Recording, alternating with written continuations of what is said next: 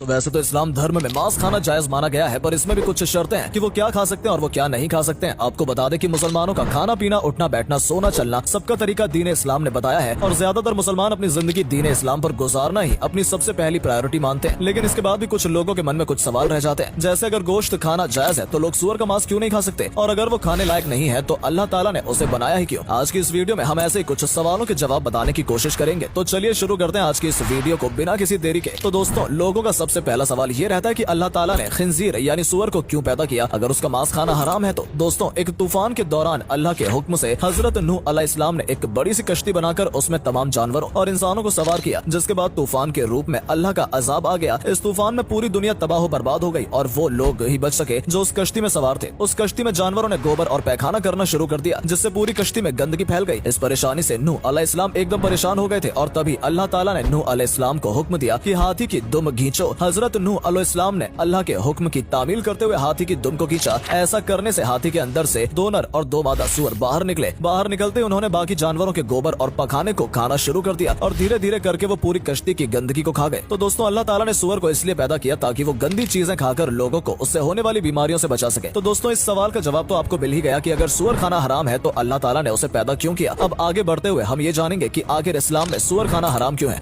दोस्तों, सबसे पहले हम आपको बताते हैं कि कुरान, जिसे मुस्लिम धर्म का सबसे पवित्र किताब माना जाता है, जिसके अंदर सभी बातें लिखी गई हैं जो एक सच्चे मुसलमान को फॉलो करनी चाहिए। कुरान की कई ऐसी किताबें हैं जिसके अंदर इस बात का जिक्र किया गया है कि मुसलमानों को ऐसे किसी भी जानवर का मांस नहीं खाना चाहिए जिसका हलाल न किया गया हो। आपको बता दें कि मुसलमानों की सबसे पवित्र किताब कुरान पाक के सूरह 2 आयत 173, सूरह 5 आयत 3, सूरह 6 आयत 145, सूरह 16 आयत 115 में इस विषय पर स्पष्ट आदेश दिए गए हैं कि वो ऐसे कोई भी जानवर का मांस नहीं खा सकते हैं जो हलाल ना हो और जो जिम्बा न किया गया हो। हलाल एक खास प्रक्रिया होती है जिसे किसी भी जानवर के मांस को काटने से पहले किया जाता है। दोस्तों, इसके साथ ही कुरान शरीफ में इस बात का भी जिक्र किया गया है कि मरे हुए जानवरों का मांस खाना हराम है, यानी कि ऐसा जानवर जो किसी वजह से मर गया हो, जैसे कि एक्सीडेंट या बीमारी की वजह से मरने वाले जानवरों का मांस खाने से इस्लाम धर्म को मानने वाले लोगों को मना किया गया है। वहीं कुरान में इस बात का भी जिक्र किया गया है कि सूअर हराम है और सूअर का मांस मुसलमानों को नहीं खाना चाहिए और साथ ही साथ किसी भी ऐसे जानवर का मांस नहीं खाना चाहिए जिसका अल्लाह से संबंध नहीं है। दोस्तों, आपको बता दें कि कुरान के अंदर सिर्फ और सिर्फ हलाल मांस को ही खाने की हिदायत दी गई है, लेकिन अगर कोई फिर भी चाहता है तो वो खा सकता है। कुरान के अनुसार सूअर को पृथ्वी पर सिर्फ और सिर्फ पृथ्वी की साफ सफाई के लिए भेजा गया है, न कि उन्हें खाने के लिए। शायद आपको मालूम नहीं हो, लेकिन इस आयु का पवित्र ग्रंथ बाइबल में भी इस बात का जिक्र किया गया है कि सूअर का मांस नहीं खाना चाहिए। यानी मुसलमान और ईसाई दोनों ही ऐसे धर्म है जिसके अंदर सूअर के मांस को खाने पर पाबंदी लगाई गई है, लेकिन दोनों ही धर्म के ग्रंथ में इस बात का ठीक तरह से जिक्र नहीं किया गया कि आखिर इसके पीछे की वजह क्या है। अब ना तो कुरान में और ना ही बाइबल में इसके पीछे की वजह को बताया गया है, तो हमने आपके लिए इसके पीछे का कारण ढूंढ निकाला है और ये है सूअर का चाल चलन और सूअर का रहने और जिंदगी जीने का ढंग। दोस्तों, सूअर प्रकृति द्वारा बनाया गया एक ऐसा जानवर है जो कुछ भी मिलने पर उसे खा लेता है, फिर चाहे वो पेड़ पौधे हो या फिर मरे हुए जानवरों का सड़ा हुआ मांस हो या फिर किसी जानवर या किसी इंसान का मल ही क्यों ना हो। सूअर को किसी भी चीज से कोई फर्क नहीं पड़ता, वो हर चीज का सेवन कर लेता है। आज के वक्त में काफी विकसित देशों में सूअर का मांस खाया जाता है। उनका मांस खाने के लिए वो सूअरों को एकदम साफ सुथरी जगहों पर रखते हैं ताकि वो साफ रहे और खाने लायक हो, लेकिन इसके बावजूद अपने में ही एक दूसरे का मल खा जाते हैं, क्योंकि ये चीज उनकी फितरत में होती है जिसे दुनिया का कोई भी इंसान बदल नहीं सकता। भारत में आज भी कई गाँव ऐसे हैं जहाँ लोगों के लिए आधुनिक शौचालय नहीं है, तो वहीं लोग किसी कारण खुले में शौच करते हैं और सूअर को कुछ न मिलने पर सूअर उसका भी सेवन कर डालता है। इससे आपको ये तो अंदाजा लग ही गया होगा कि उसका गोश्त खाना हमारे लिए कितना खतरनाक है। ऐसा जानवर जो मल जैसी चीजों को खा सकता है, उसके शरीर का मांस कितना गंदा होगा, ये कोई सोच भी नहीं सकता। अब आप एक बार सोचिए कि अगर इंसान रेगुलर टॉयलेट जाकर अपना पेट साफ न करे तो उसे पाइल्स जैसी गंदी बीमारियां हो जाती हैं। उसी जगह वो गंदी चीजें दिन भर सूअर के पेट में रहती हैं, तो सोचिए कि उनका मांस कितना गंदा होता होगा। अब बात करें अगर दूसरे कारण की तरफ, दोस्तों, शायद आपको मालूम नहीं हो, लेकिन सूअर पूरी दुनिया का इकलौता ऐसा जानवर है जिसके शरीर में पसीना निकलने वाली ग्रंथि नहीं होती। यानी कि जब हम इंसानों को गर्मी लगती है तो हमारे शरीर से पसीना निकलता है और उस पसीने के साथ हमारे शरीर में मौजूद कुछ बेकार की चीजें भी बाहर आ जाती हैं, लेकिन सूअर के शरीर की बनावट ऐसी हुई है कि उसके अंदर की गंदगी पसीने के माध्यम से बाहर नहीं निकल पाती और उसके चमड़ी के अंदर जमी रह जाती है। और यही वजह है कि सूअर का मांस पूरी तरह से पकने के बाद भी नहीं गलता। आपको बता दूं कि सूअर के मांस से 70 अलग अलग तरह की बीमारियों का जन्म होता है, यहाँ तक कि इंसानों के शरीर में इसका मांस खाने से भी कीड़े हो सकते हैं और ये कीड़े बेहद ही खतरनाक होते हैं, जिनमें सबसे खतरनाक होता है टैपवॉर्म। ये कीड़े लंबे और छोटे दोनों ही होते हैं। इसके अंडे खून में मिल जाने के बाद लगभग सभी अंगों में पहुंच जाते हैं। कभी कभी ये खतरनाक कीड़ा इंसान के दिमाग में भी चला जाता है और अगर ये कीड़ा दिमाग में चला गया तो इंसान की याददाश्त चली जाती है और अगर ये कीड़ा दिल में चला जाए तो इंसान के दिल की धड़कन रुक जाती है। ये कीड़ा शरीर के जिस भी अंग में जाता है उस अंग में बहुत सारी समस्याएं पैदा हो जाती हैं। आपको जानकर हैरानी होगी, कई बार इस कीड़े की लंबाई कई मीटर तक लंबी हो जाती है। अब आप अंदाजा लगा सकते हैं कि सूअर के मांस खाने से आपको कितनी ज्यादा परेशानी झेलनी पड़ सकती है। एक दूसरा खतरनाक कीड़ा भी होता है जिसका नाम त्रिचुरासिस है। सूअर के मांस के बारे में एक मिथ ये है कि अगर उसे अच्छी तरह पका दिया जाए तो उसके अंदर पनप रहे कीड़ों कीड़ों के अंडे खत्म हो जाते हैं। अमेरिका में किए गए एक रिसर्च में ये बात सामने आई कि 24 लोग में से जो लोग त्रिचुरासिस के शिकार थे, उनमें से 22 लोगों ने सुअर के मांस को अच्छी तरह पकाया था। इससे ये मालूम पड़ा कि सामान्य तापमान में सुअर का मांस पकाने से जानलेवा अंडे नष्ट नहीं हो पाते। इनके मांस में पाई जाने वाली चर्बी सैचुरेटेड फैट्स होती है, जिससे आपको कोलेस्ट्रॉल की अधिक मात्रा होने से दिल की बीमारी हो सकती है। साथ ही सुअर के मांस से मोटापा करने वाले तथ्य पाए जाते हैं। मोटापा पैदा करने वाले ये तथ्य खून की नलियों में दाखिल हो जाते हैं और हाई ब्लड प्रेशर और हार्ट अटैक का कारण बनते हैं। और दोस्तों, इसमें कोई हैरानी की बात नहीं है कि 50% से ज्यादा अमेरिकी हाइपरटेंशन और तनाव के शिकार हैं। इसका कारण यही है कि ये लोग सुअर के मांस का बहुत ज्यादा इस्तेमाल करते हैं। ये सब जानने के बाद कुरान में सुअर के मांस को हराम करार देना एक सोचने का विषय है। शायद आपको यकीन ना हो, लेकिन